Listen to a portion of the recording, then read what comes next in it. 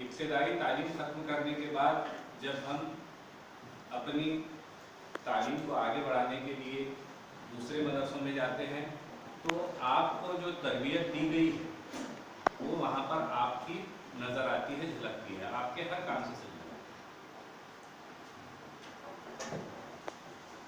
माशाअल्लाह यहाँ पर आपको सभी लोगों ने, क्योंकि ये बैच तकरीबन यहाँ पर 8 साल से था और मैं शायद 8 साल से स्कूल पर भी नहीं था, लेकिन काफ़ी अच्छे तरीके से उनको तराशा गया है।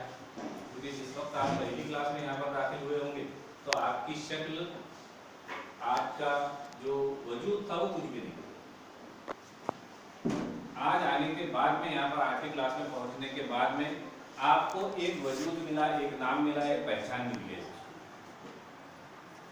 जैसा कि सबाहत कौन है, हर बच्चा, हर स्कूल का बच्चा पहचानता है, हर टीचर पहचानता है। उस्मा कौन है, हर जो है तो स्कूल का बच्चा पहचानता है। फरहान कौन है, सोहिल कौन है, यानी नाम लेते बराबर उनके पूरी इमेज जो है, उनकी पूरी तस्वीर हमारे सामने आ जाए।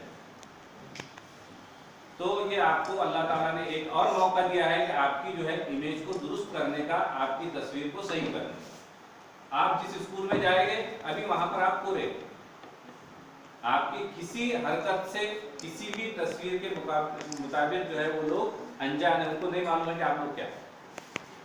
अल्लाह ताला ने एक और मौका दिया आपको कि वहां पर जाकर एक अपनी अलग से इमेज बनाए। और जैसा सर ने बताया है कि आपके जो साथी होते हैं वो आपका आईनादार है। तो कोशिश ये की जाए कि ऐसे बच्चों में रहा जाए कि जिनकी वजह से बिला वजह आपको उस्ताद का देखने का नजरिया ना बदले।